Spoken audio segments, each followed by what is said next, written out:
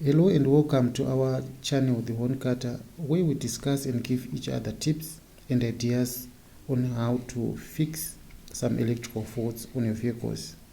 Our main aim is to try to save you garage bills as much as possible. In today's video, we will be basically discussing about the Nippo Denso regulator.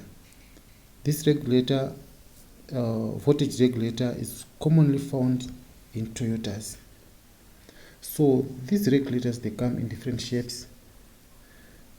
Well, this is the other shape. You can even see it in this shape, in that shape,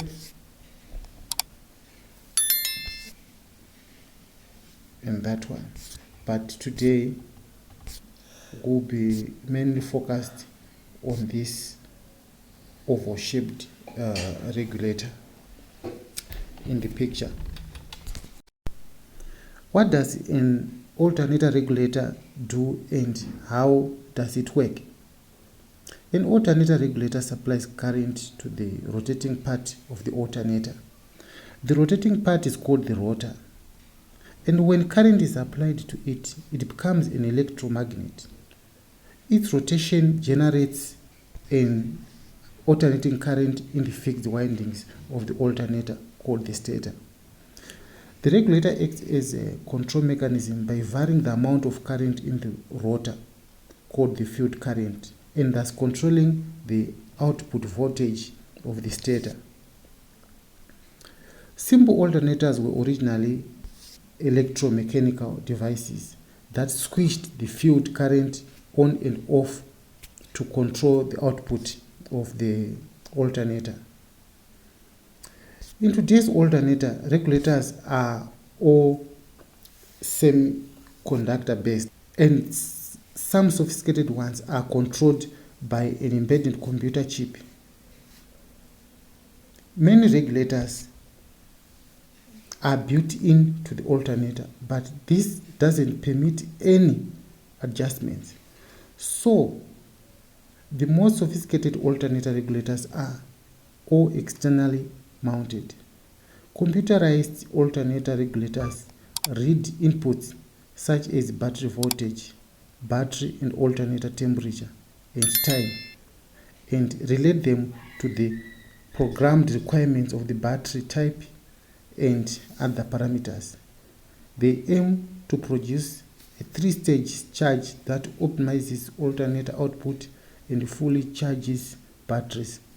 Many have digital readouts to facilitate programming and give a readout of progress.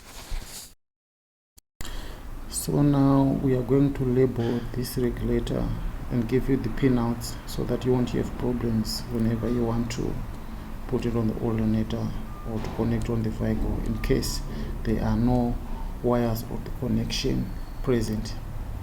So we are going to start with this small notch that you're seeing on the corner there, that is supposed to be our ground.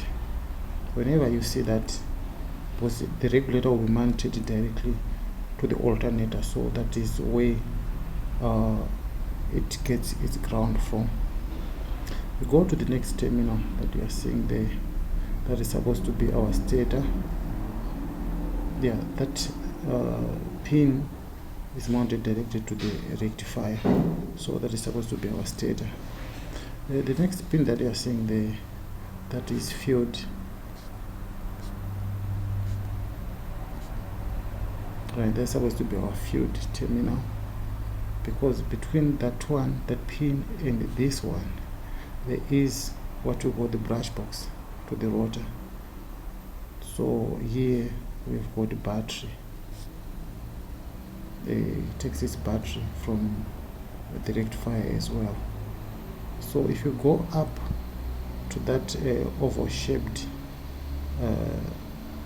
cup, let's start with that faint terminal that we're seeing with the far right here. This is supposed to be the light terminal. This terminal goes straight to the dashboard, where it illuminates on the dashboard. Some go through the embedded computer and there is a lot type of connection that you see, but this is supposed to be the terminal. If you go to the next one, the middle one that you are seeing there, that is supposed to be our key controlled power ignition. That's supposed to be ignition, and this one is always what is power as well. So